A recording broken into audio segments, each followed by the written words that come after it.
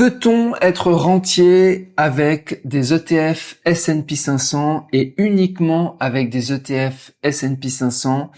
On va s'intéresser à ce sujet aujourd'hui suite à la question de Yann Gauthier-Stéphan qui me dit « Bonjour Marc, penses-tu qu'il est possible d'être rentier avec du S&P 500 ?» La réponse est oui, tu peux être rentier avec des ETF S&P 500. Je connais des gens d'ailleurs qui sont uniquement investis dans des ETF S&P 500, donc qui n'ont pas d'autres diversifications en termes de classe d'actifs, c'est-à-dire qu'ils n'ont pas d'obligations, ils n'ont pas d'or, ils n'ont pas d'immobilier, ils n'ont que des ETF S&P 500. Parfois, ils en ont pour plusieurs millions de dollars de patrimoine, tout investi en ETF S&P 500. Alors, comment organiser sa stratégie de rente quand on n'est que investi dans des ETF donc S&P 500? En fait, au niveau des revenus passifs, au niveau des dividendes de ton ETF, c'est faible parce que les boîtes qui sont dans le S&P 500, donc les boîtes américaines, principalement des boîtes de la tech, en fait versent très peu de dividendes parce qu'elles réinvestissent leurs profits massivement pour faire évoluer technologiquement leur entreprise. Donc en moyenne, le rendement des dividendes est de 1%. Donc tu touches 1%. Donc vivre avec 1% de tout ton patrimoine qui est 100% investi en ETF S&P 500, c'est faible. C'est-à-dire que tu n'arriveras peut-être pas à vivre avec ces 1%, sûrement que tu n'arriveras pas à vivre. Donc il faudra que tu revendes une partie de tes ETF à intervalles de temps réguliers, par exemple une fois par an. Tu revends une partie qui te permet de vivre. Par exemple, je ne sais pas si tu as 2 millions d'euros investis dans des ETF S&P 500 et que tu as besoin de 20 000 euros pour vivre chaque année, ou 40 000 euros pour vivre chaque année, on va dire, tu vas revendre pour 40 000 euros d'ETF et tu vas vivre avec ces 40 000.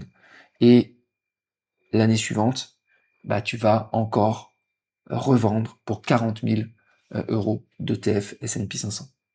Voilà comment il faut faire. Il n'y a rien de compliqué. J'entends ça et là des gens qui me disent oui, mais il n'y a pas de revenus passifs, oui, donc c'est compliqué, etc. Non, revendre des actions aujourd'hui sur Interactive Broker, ça va te coûter $1 de revendre pour 40 000 dollars par exemple d'ETF S&P 500. Les frais de transaction sont extrêmement faibles chez certains brokers, parfois même ils sont gratuits. Donc il faut juste entre guillemets s'organiser, mais c'est pas une grosse organisation que de revendre une fois par an. Voilà. Donc aucun souci.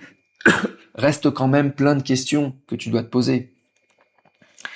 Comme pourquoi tu as investi 100% en ETF S&P 500, pourquoi tu n'as aucune diversification avec d'autres classes d'actifs?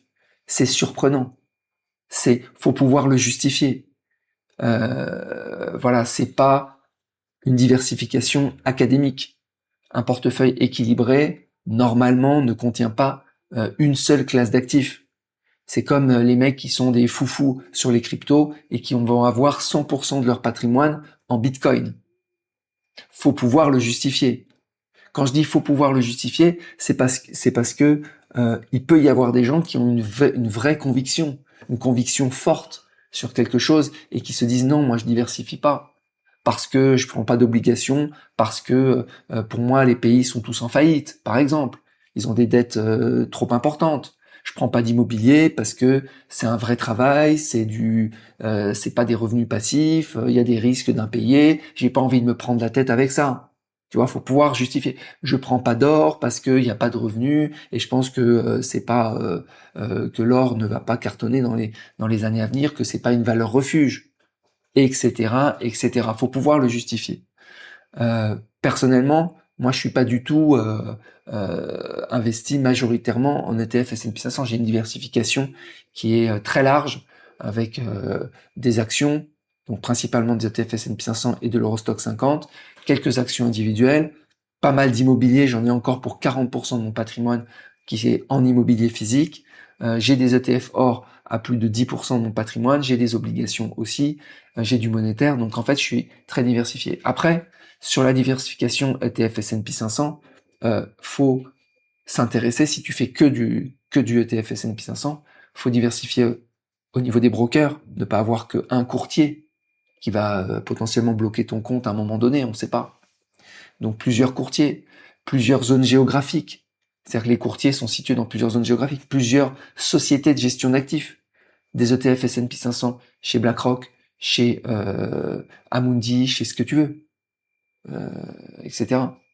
Donc et des ETF S&P 500 potentiellement dans différentes juridictions, en Irlande, aux États-Unis, à Singapour, etc. Tout ça pour toujours ne pas mettre tous ses œufs dans le même panier. Voilà. Après, il faut quand même que tu décides si tu prends un ETF S&P 500 capitalisant ou distribuant. Mais honnêtement, ça pas distribuant, sachant que c'est juste 1% de dividendes, c'est pas suffisant. Donc j'ai envie de dire, c'est pas avec ça que tu vas vivre de tes revenus passifs. Donc autant prendre du capitalisant par exemple. Bon, j'ai déjà fait pas mal de vidéos sur les différentes juridictions, est-ce qu'il faut prendre du dividende, du distribuant ou du capitalisant, etc., etc. Donc tu pourras aller regarder ça sur la chaîne Objectif Renta ou des épisodes de podcast. Voilà. Ensuite, il y avait des commentaires qui sont très intéressants. Il y a Patrick qui dit oui, donc être entier avec des ETF à dividendes ou des covered calls comme JEPQ qui versent du 10% par an. Alors, ETF à dividende, là, clairement, on se dirige vers quelque chose qui est plus orienté vers du revenu passif. Et donc, vivre des dividendes comme on vivrait de coupons d'obligations. Donc là, oui, il faut voir. Maintenant, il faut pas se leurrer.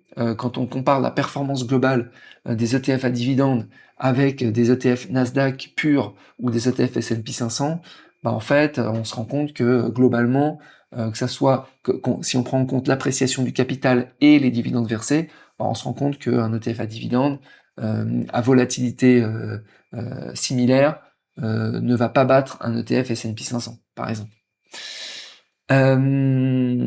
Ensuite, tu donnes le JEPQ.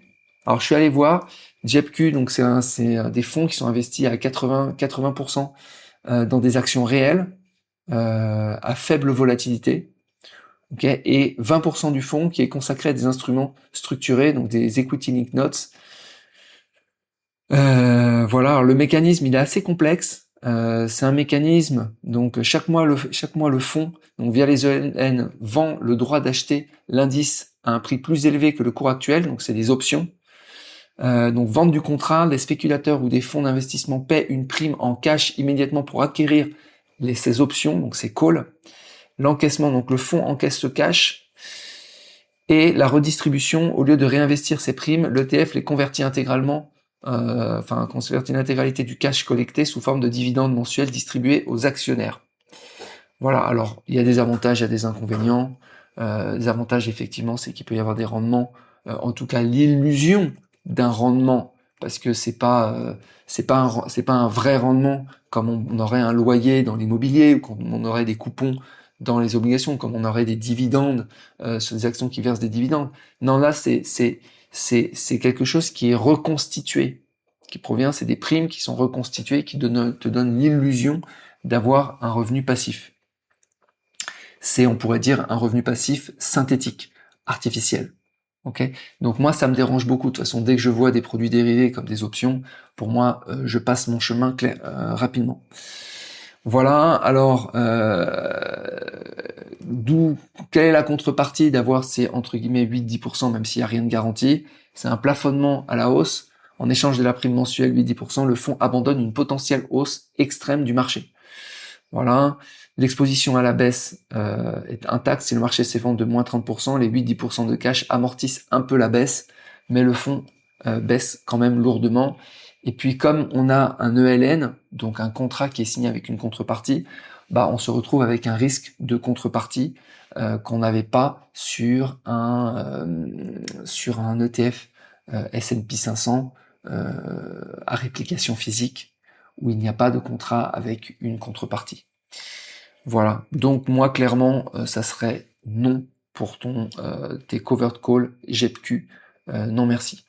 Et les ETF à dividendes aussi, non merci. Je préfère en fait acheter directement le marché et gérer moi-même les distributions simplement en faisant des reventes. Sachant que moi, honnêtement, j'ai pas ce besoin-là puisque j'ai d'autres revenus passifs comme de l'immobilier, des coupons d'obligations et du monétaire qui me versent très largement suffisamment de quoi vivre. En réalité, je vis même pas avec ça, je vis juste avec une partie de mes revenus de business en ligne. Donc voilà, mais si je devais vivre avec mes revenus passifs, je vivrais avec des vrais revenus passifs et pas avec des revenus passifs reconstitués.